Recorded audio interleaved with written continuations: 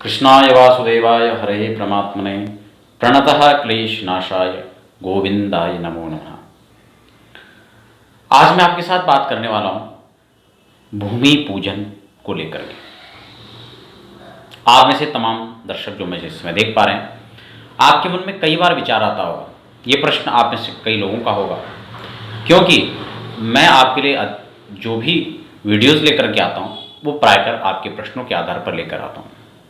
इसलिए आज इस वीडियो को देखें, इसका विश्लेषण करें और आप स्वयं विचार करें कि आपके मन में अगर यदि कोई प्रश्न हो और आप उसका सटीक और प्रमाणिक जानकारी चाहते हैं तो आप हमें कमेंट बॉक्स में लिखें। मैं शीघ्र ही उसके लिए आपके लिए वीडियो लेकर के आऊँगा। भूमि पूजन जब भी होता है, हमें लगता है इसमें क्या क्या सामान होना चाहिए। वास्तव में क्या हम जो भूमि पूजन करवा रहे हैं, क्या वो इसी विधान के साथ होता है जैसे हम कर पा रहे हैं? आज मैं आपको बताऊंगा कि भूमि पूजन में किन किन सामग्रियों की आवश्यकता पड़ती है और कैसे ये भूमि पूजन किया जाता है। क्योंकि हम जब भी मकान बनाते हैं, मकान हर बार नहीं बनता, जीवन में बहुत मुश्किल से ये संयोग मिल पाता है। आप फ्लैट में रहते हो या फिर आप नए लैंड खरीद करके वहां पर कोई भवन निर्माण का विचार बना रहे हो, आज आपके लिए वीडियो खास होने वाली है। आइए, मैं पहले आपके लिए विभिन्न मुहूर्तों की चर्चा कर चुका हूं, कौन से मुहूर्तों पर कैसे कार्य करना चाहिए। भूमि निर्माण का मुहूर्त है या फिर गृह प्रवेश का मुहूर्त है या विवाह मुहूर्त है, सगाई का मुहूर्त है, इसके अलावा अन्नप्राशन का मुहूर्त है, वाहन क्रय विक्रय का है, प्रॉपर्टी का क्रय विक्रय मुहूर्त है, बहुत सारे मुहूर्त हैं। उन सब के लिए मैं पहले आपके लिए वीडियो लेकर आया हूँ। बहुत सारे लोगों का कमेंट्स था, कई लोगों का प्रश्न था कि जो है आप हमारे लिए कोई एक ऐसी वीडियो बनाएं जिसमें आप ये निर्देशित करें कि उसमें क्या क्या सामान लगता है जब आप भूमि पूजन करते हैं। आपकी जिन विद्वान से करवाते हैं वो आपको सब लिस्ट तो देते ही हैं, लेकिन आज मैं खासकर आपको बताने वाला हूँ कैसे ये वास्तु पूजन आप करना चाहिए, कैसे होता है। देखो, सबसे पहले तो आपको जो गंधाक्षत पुष्प एक सामान्य सामग्री वो तो सब चाहिए इसमें, उसकी मैं यहाँ पर चर्चा नहीं करूँगा, लेकिन कुछ खास सामग्री, एक इसमें नारियल की आवश्यकता पड़ती है, कच्चा नारियल। एक इसमें पंचरत्न, क्योंकि जब कलश अंदर स्थापन होता है। अच्छा, इन सब बातों से पहले मैं आपको यह बताना चाहूंगा कि भूमि पूजन जब करते हैं तो गड्ढा कितना बड़ा होना चाहिए। कई लोग क्या करते हैं कि एक हाथ का गड्ढा खोद देते हैं, कहीं भी भूमि पूजन कर दिया, जब मकान बनता है फिर उसको उखाड़ देते हैं। फिर कई लोगों के फोन भी आते हैं, कई लोग पूछते हैं, प्रश्न रहता है कि हाँ जी हमने वहां पर पूजन किया था, वहां से हटवा दिया, अब क्या करें। कई लोग कहते हैं वो उसके नीचे जो है हमने लैट्रिन बना दिया, ऊपर किचन यहाँ बन गया, ये बन गया, बहुत सारे प्रश्न होते हैं। तो मैं आपको आज इन सब प्रश्नों के समाधान के लिए आपको सबसे पहले बता दूंगा कि भूमि का मालिक जो है उसकी जितनी हाइट है उतना ही गड्ढा होता है और वहां पर यह भूमि पूजन होता है। बहुत सारे लोग तो इसको सुन करके आश्चर्य में आप लोग पड़ गए होंगे कि इतना बड़ा गड्ढा कैसे होगा।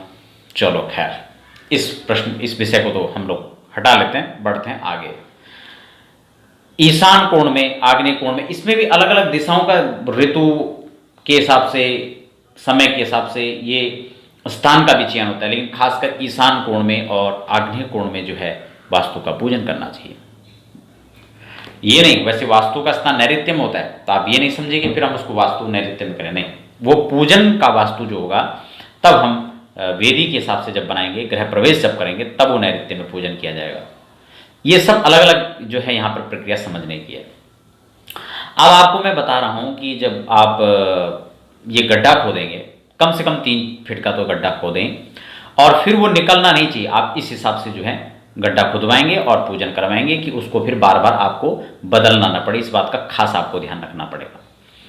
तो आप जब गड्ढा खोदें तो वहां पर आपको एक कलश की आवश्यकता पड़ने वाली है, एक नारियल की आपको आवश्यकता पड़ेगी, इसके अलावा पंचरत्न की आपको आवश्यकता पड़ेगी, सप्तधान्य की आपको आवश्यकता पड़ेगी, सप्तमृत्तिका की आपको आवश्यकता पड़ेगी, पंच पल्लव की आपको आवश्यकता पड़ेगी। इसके अलावा कच्चा दूध है, पूजन सामग्री जो पूजन में चाहिए वो तो इसके लिए चाहिए। वास्तु, नाग और नागिन के जोड़े, नाग नागिन दोनों का एक जोड़ा चाहिए। इसका भी मुख्य जो है कौन सी ऋतु में करेंगे इसका भी एक विधान आता है, लेकिन आप कब करेंगे उसके आधार पर आप इसकी जानकारी प्राप्त कर सकते हैं। उसके बाद आपको एक जनेऊ है, कुछ कौड़ियाँ हैं, तुलसी मंजरी है, सप्तधान्य की मैं चर्चा कर चुका हूँ, और 5 ईंटें खासकर नई, नंदा, भद्रा, जया, रिक्ता, इनका पूजन होगा उसमें। फिर जो है 2 ईंट अतिरिक्त भी लगा सकते हैं। इसके अलावा इसमें और जो खास चीज़ हैं, बालू है, तुलसी दल है, हाँ रुद्राक्ष आप इसमें डाल सकते हैं। रुद्राक्ष पहनना भी बहुत श्रेष्ठ होता है, और पूजन हो या फिर ऐसे स्थान पर भी आप रुद्राक्ष को रख सकते हैं। वास्तु का यंत्र भी आप इसमें स्थापित करके रख सकते हैं। देखो ये सर्प क्या है, हमें देखो ये जो गड्ढा खोद रहे हैं, ये गड्ढा खोद करके हमें वास्तु, इस पे सर्प आप रखते हैं। सर्प कौन है? ये शेष है, और शेष के ऊपर ही पृथ्वी टिकी है। आपका मकान कहाँ बनने वाला है? इस पृथ्वी बनने वाला, और पृथ्वी कहाँ टिकी है? शेष के ऊपर टिकी है। इसलिए आपको भगवान शेष से अनुमति लेना होता है, और इस समस्त विधान के साथ आपको पूजा करनी होती है। बहुत सारे जब मकान बनता है तो उसमें कई कीट पतंग मरते हैं, कई उसमें जीव हानि होती है, जीव हत्या होती है, तो उन सब का जो दोष है वो भू मालिक को लगता है, मकान के मालिक को लगेगा। इसलिए इन सब चीज़ों के लिए पहले प्रयासित और इजाज़त हम लोग मांगते हैं।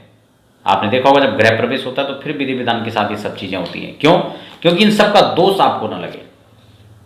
इसीलिए ये खास वीडियो आज आपके लिए लेकर के आया था, क्योंकि बहुत सारे लोगों का प्रश्न था। तो ये सामग्रियाँ, इसमें सुपारी है, सिंदूर है, कौड़ियाँ हैं, जनेऊ है, ये सब कलश में स्थापित करके, और नाग नागिन, क्योंकि इसके ऊपर ही आपका घर टिकने वाला है, वास्तु के ऊपर, इसका आप षोडशोपचार पूजन करेंगे, और फिर इसके ऊपर भवन का निर्माण करेंगे।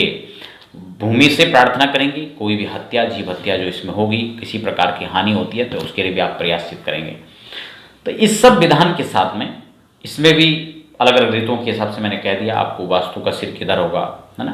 तो ये सब जानकारी आपको मैंने सामान्य रूप से तो दे दी है, लेकिन विस्तार से आप किस महीने किस दिन आप मुहूर्त कर रहे हैं उसके आधार पर आप जो है इसकी जानकारी ले सकते हैं। तो आप सभी बने रहें, देखते रहें अध्यात्म और ज्योतिष। धन्यवाद।